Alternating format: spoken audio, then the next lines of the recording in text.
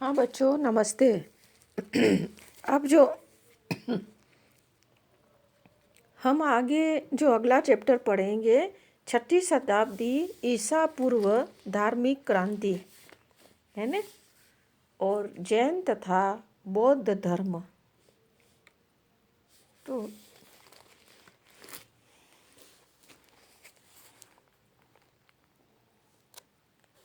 ऐसा है कि 6ठी शताब्दी ईसा पूर्व का जो युग है वो केवल भारत में ही नहीं, पूरे विश्व में ये धार्मिक क्रांति का युग था। विश्व में अनेकों देशों में धर्म सुधार हुए हैं, जिन्होंने अपने जो सुधारक जो थे उन्होंने अपने विचारों का सूत्रपात किया था।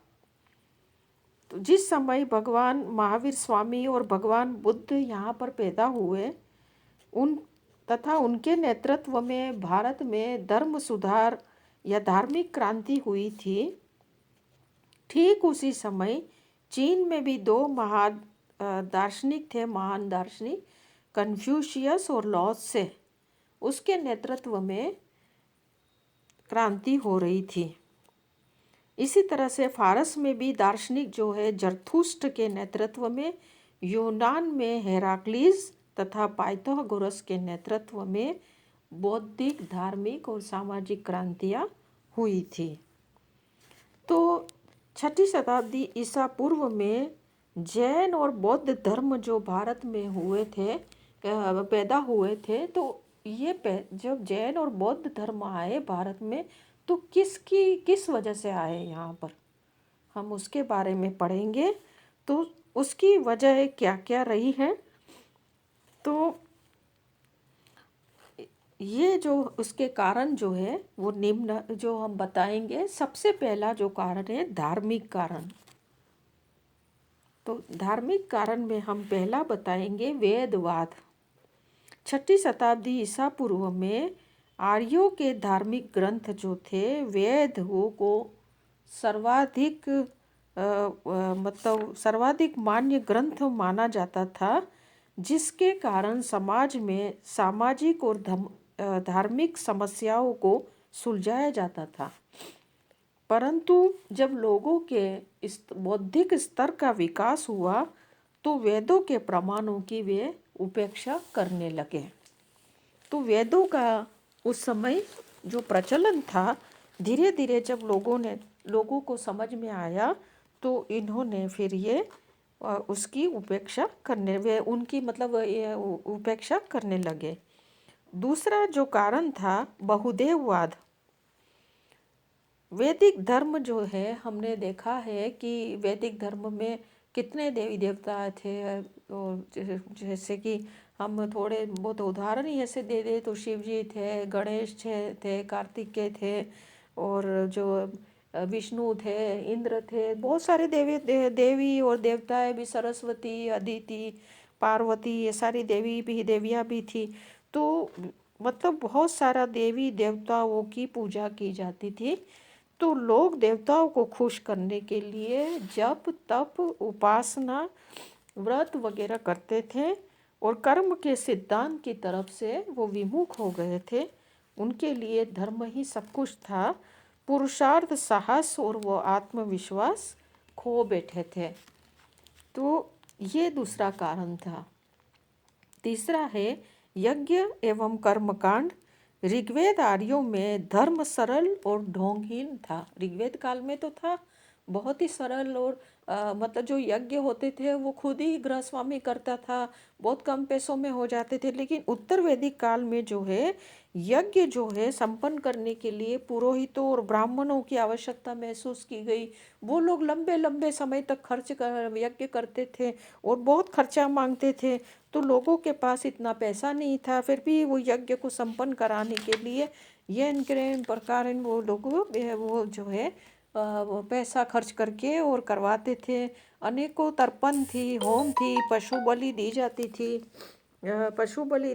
थी। तो इस वजह से निर्दोष पशुओं की बलि दी जाती थी। तो ऐसे में मतलब जो है तंत्र मंत्र, जादू टोना, अंधविश्वास ये भी बड़े थे। तो ऐसे समय में क्या है कि भगवान बुद्ध और महावीर स्वामी जैसे सीधे साधे लोग पैदा हुए थे, और वो बहुत ही सीधी और सरल भाषा में प्रवचन देने लगे थे, क्योंकि उत्तर वैदिक काल की जो भाषा भारत की थी वो संस्कृत भाषा थी।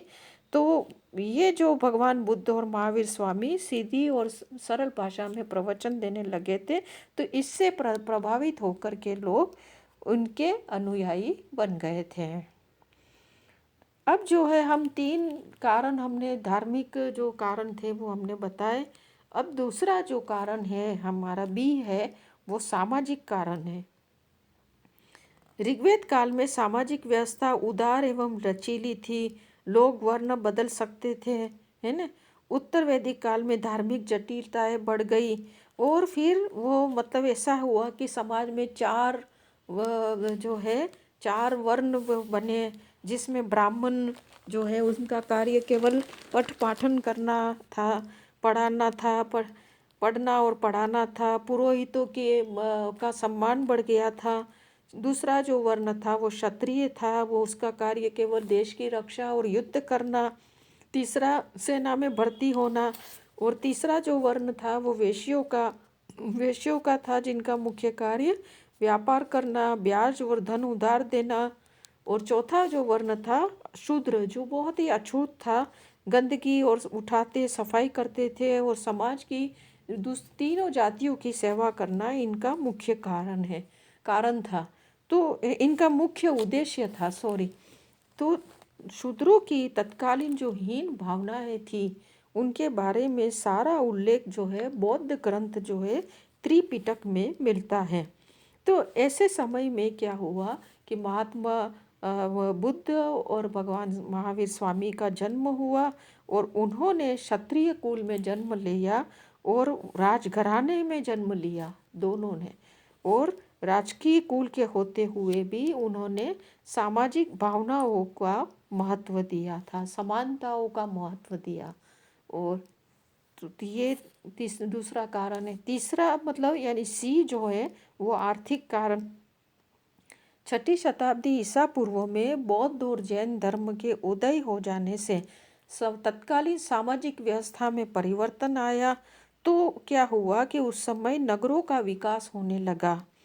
जन सामाजिक मतलब जन जो थे, छोटे छोटे कबीले थे, वो जनपद बने थे न, वो अब महाजनपद में परिणित हो गए थे। तो बड़े बड़े विशाल राजतंत्र कायम हो गए थे। तो इनमें क्या है कि नगर नगर बन गए थे, जैसे कि मगध बहुत अच्छा नगर था, राजगृह था, वैशाली था, अवंती, ऐसे बड़े बड़े नगर बन गए थे, व्यापारिक केंद्र बन गए थे, जहाँ पर व्यापार और वाणिज्य में वृद्धि हो रही थी।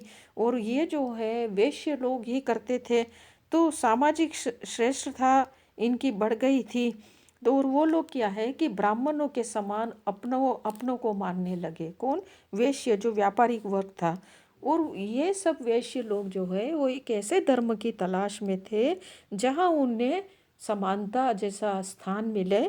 तो वो जो धर्म दो थे वो जैन और बौद्ध धर्म थे, और इनकी महत्वाकांक्षाओं को पूरा करने के लिए ये धर्म जो है बहुत ही काम आए।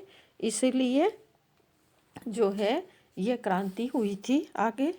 भगवान बुद्ध और महावीर स्वामी के जो विचार उसको अंगीकार किया था, उनके धर्म को अंगीकार किया था, और उस समय बौद्ध और जैन धर्म का प्रचार और प्रसार हुआ था। अब चौथा है या डी है वैचारिक पृष्ठभूमि। 6ठी शताब्दी ईसा पूर्व में धार्मिक धर्म नवजागृति का मूल कारण ही वैचारिक परिवर्तन था। इस सदी में महाजनपदों एवं नगरों का विकास हुआ, व्यापार और वाणिज्य में वृद्धि हुई। अब लोगों का सामाजिक, आर्थिक और सांस्कृतिक जीवन सीमित दायरे में न रहकर विकास की तरफ अग्रसर होने लगा। ऐसे में तत्कालीन धार्मिक जीवन में प्रचलित वैदिक कर्मकांडों एवं यज्ञों की जटिलताओं और आडंबरों की आलोचनाएं होने लगी, और लोग एक नए ये दो धर्म की तरफ बढ़ने लगे। तो इस तरह से हम के देखते हैं कि किस तरह से 6ठी शताब्दी ईसा पूर्व में ये धार्मिक क्रांति हुई।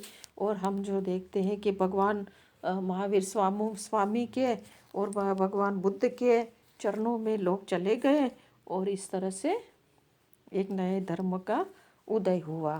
थैंक यू बच्चों।